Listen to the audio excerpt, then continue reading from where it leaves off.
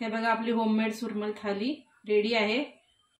So हे बघा इथे सुरमईचे पीस घेतलेले आहेत आणि हे वाटण्यासाठी खोबरं घेतलेलं आहे, अर्धी वाटीपेक्षा थोडं कमी आहे। एक कांदा, कोथिंबीर, अर्धा लिंबू आणि लसूण। तर हे सगळं आपण वाटण ह्याचं करून घेऊया पहिलं। हे बघा आपलं वाटण तयार आहे। आता फोडणीची तयारी करूया। हे बघा तिखट घेतलेलं आहे 1.5 चमचा, ही काश्मीरी मिरची पावडर घेतली 1 चमचा आणि हळद अर्धा चमचा। आता कढई गरम झालेली आहे, आपण तेल घालूया 1.5 चमचा।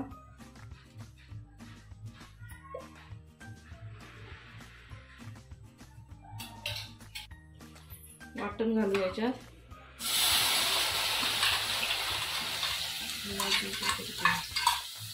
हे वाटण आता कमीत कमी 10 मिनिटं चांगलं परतून घ्यायचं, कारण की याच्यात ओलं खोबरं आहे ना, मग ते चांगलं भाजून व्हायला पाहिजे व्यवस्थित तेल सुटेपर्यंत, नाहीतर मग काय होईल रस्सा पण खराब होऊ शकतो। ही प्रोसेस खूप महत्त्वाची आहे। मीडियम गॅसवरती मसाला चांगला परतून घ्यायचा, मीठ घालायचं त्याच्यात आपल्याला किती पाहिजे चवीनुसार।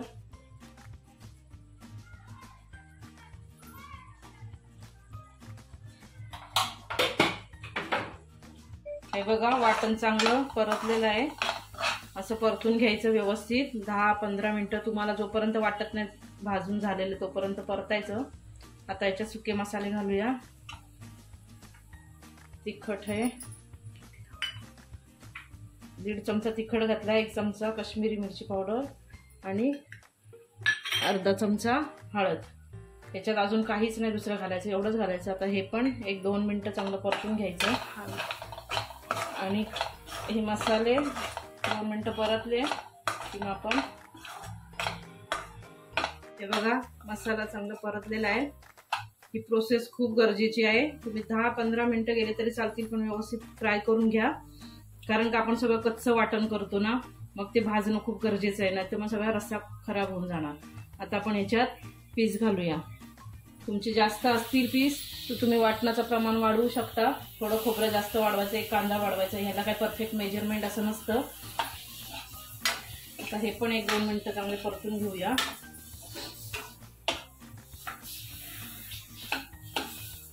हे बघा इथे गरम पाणी करून घेतलेलं आहे। आता हे पाणी याच्यात घालूया आपण, तुम्हाला जितकं पाहिजे तितकं तुम्ही घाला।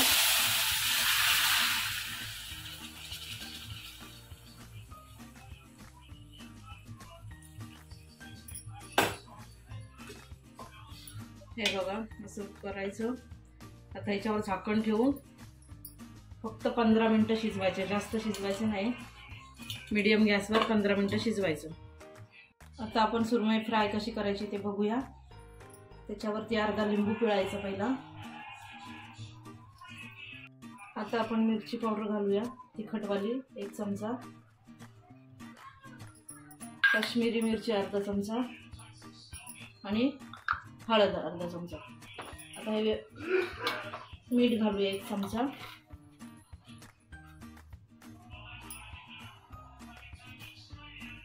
आणि आता हे सगळं व्यवस्थित ह्याला चोळून घेऊया। हे बघा हे सगळं मसाला असं ह्याला लावून घ्यायचा। आता एक 10-15 मिनिटं आपण हे ठेवूया असंच आणि मग नंतर फ्राय करूया।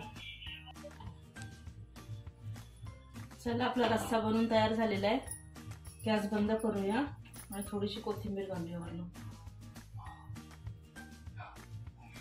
आता मॅरिनेट झालेली आहे। इथे मी घेतलेला आहे रवा बारीक आणि थोडंसं त्यात तांदळाचं पीठ घातलंय, थोडी मिरची पावडर घालायची आणि थोडं मीठ घालायचं।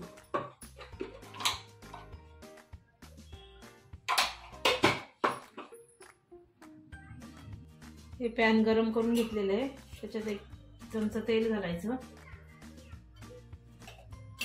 आता हे आपण त्याला लावून घेऊया। असं दोन्ही बाजूनी लावून घ्यायचं व्यवस्थित।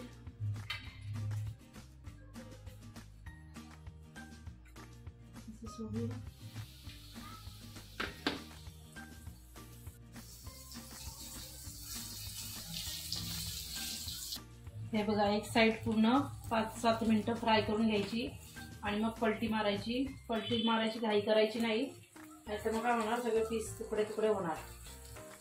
आता परत एक 5-7 मिनिटं पलटायचंय. सो चला, हे बघा आपली सुरमई फ्राय झालेली आहे, मस्त क्रिस्पी झालेली आहे. 10 ते 15-20 मिनिटं तरी ठेवली तरी चालेल. चांगली कुरकुरीत करा. हे बघा आपली होममेड सुरमई थाली रेडी आहे. तुम्ही पण ट्राय करा. कशी वाटली आजची रेसिपी नक्की बनवून बघा. ज्यांना येत असेल ते बनवतीलच, ज्यांना नसेल येत त्यांनी नक्की ट्राय करा. आणि आमच्या चॅनलला सबस्क्राईब करायला विसरू नका. आणि आवडली तर नक्की कमेंट करून सांगा, नाही आवडली तरी पण सांगा. भेटूया पुढच्या व्हिडिओमध्ये. तोपर्यंत बाय.